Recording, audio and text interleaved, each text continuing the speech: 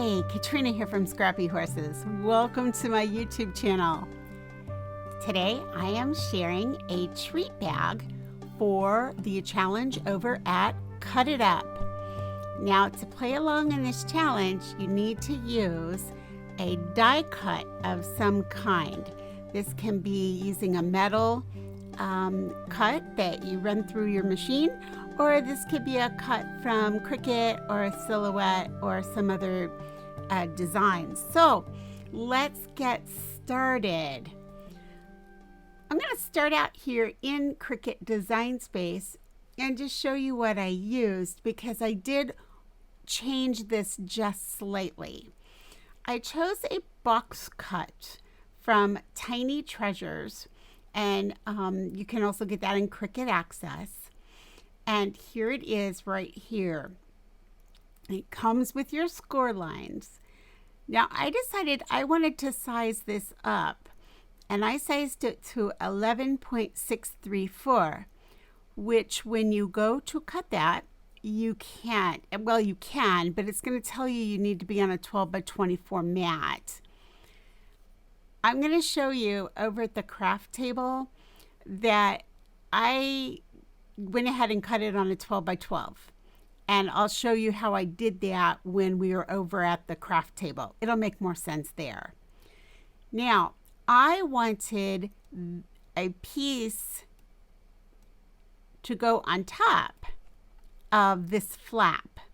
So what I have done is I have taken this box. All right, I'm just going to go ahead and make a copy of it and bring it down here and come down and show you how I did that. I came in and got a square like so, brought it in, bumped it right up against that score line like so. You will have to hide your score marks. So come over here where it says box, score, and just hide it. And then you can just slice that away. And that's how I got that piece.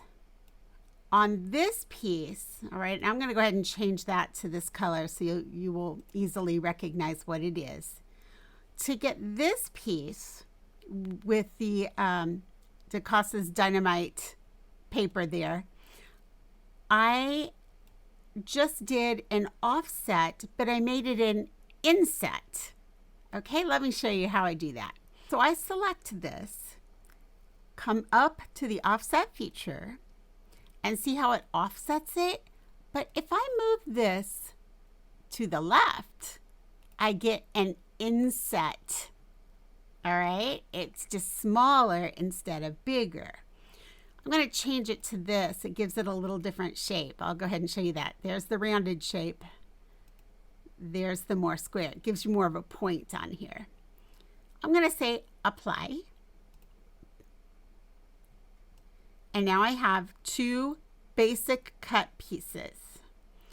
All right, I'm going to rotate this because then you can see what it's going to look like when we fold it over, because it is going to be folded over. And that's something you want to take into account when you're choosing your pattern.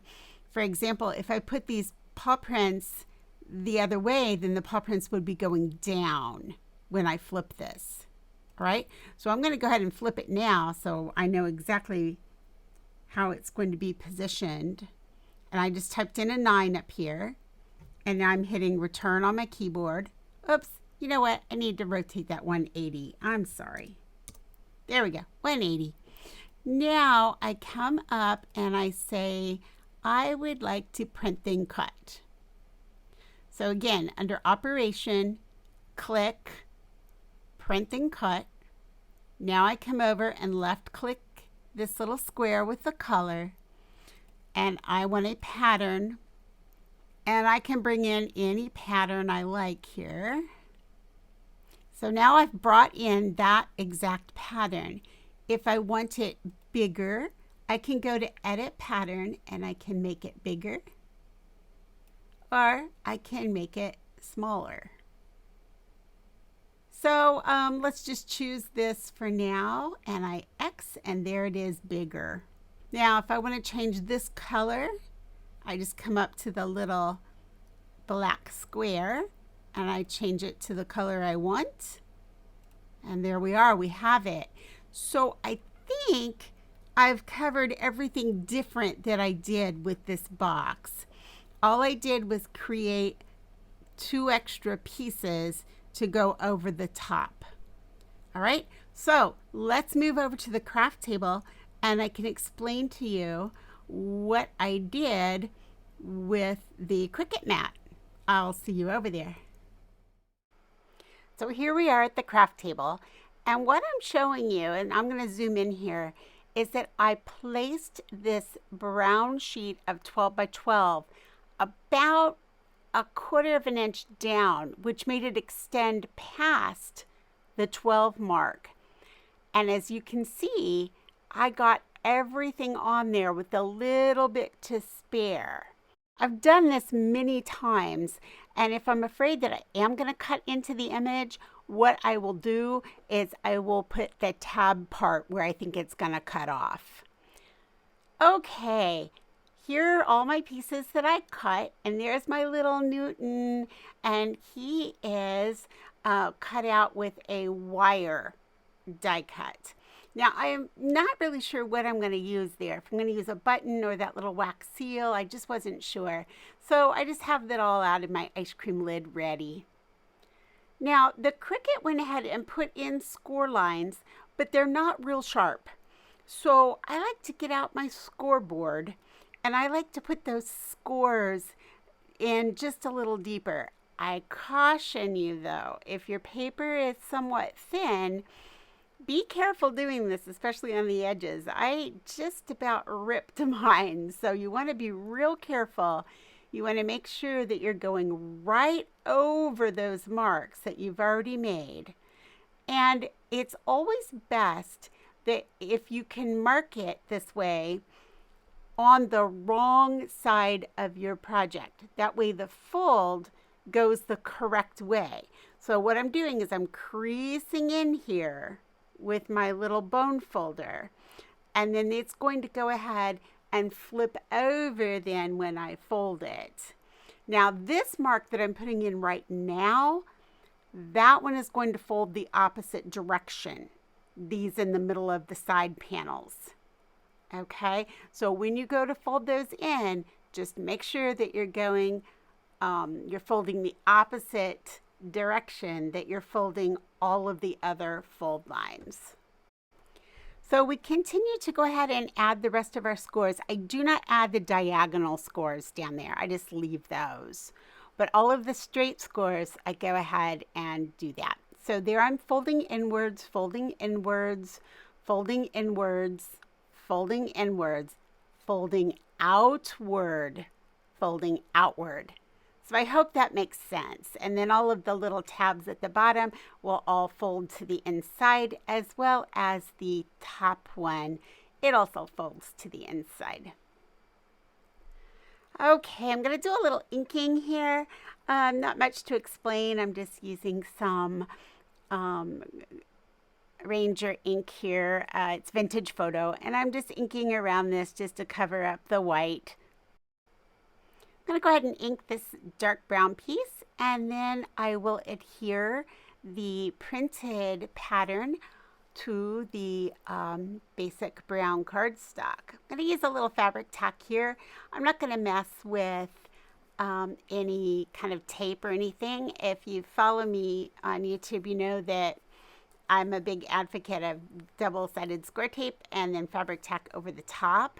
But I decided for this that just the Fabri-Tac was going to be just fine. I actually ran out of Fabri-Tac, and it was just, oh, it was a horrible ordeal for my life, I'll tell you. I tried several other glues, and I just didn't like any as much as I like Fabri-Tac. I just really like this glue.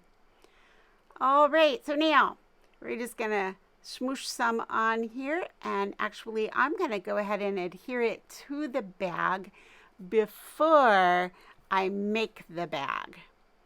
Now to make this bag, all you're going to do is line up the tab on the side with the actual side. And I'll show you exactly what we're doing here.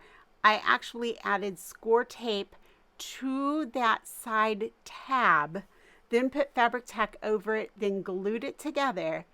Then I glued my tabs into place on the bottom. And I'm sorry I missed that with my recording. So we will just move right on to Newton here in his little mug. I actually cut a second piece of white to go underneath to cover up. You know how when you Copic marker color, it goes through, it bleeds through. So I wanted to cover that up because I know he's going to hang off the front of this little envelope type bag. So I didn't want all that showing through when you lift up the tab there.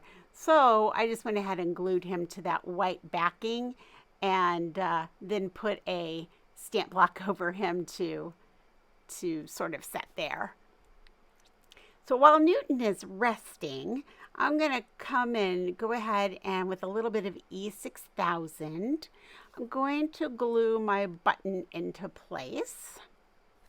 And next is little Newton. Now you'll notice that I only put glue on the top part because I'm going to have him hanging off the front of this tab. So I don't want the glue to go down below. And that brings this sweet little bag project to a close. Hey, it was great to have you here at Scrappy Horses. If you enjoy this type of project, you might want to click the subscribe and ring the little bell so you're notified. Have any questions, leave them below, and I will leave you information about the project and the challenge. Have a wonderful week, and I will catch up with you in the next video. Bye.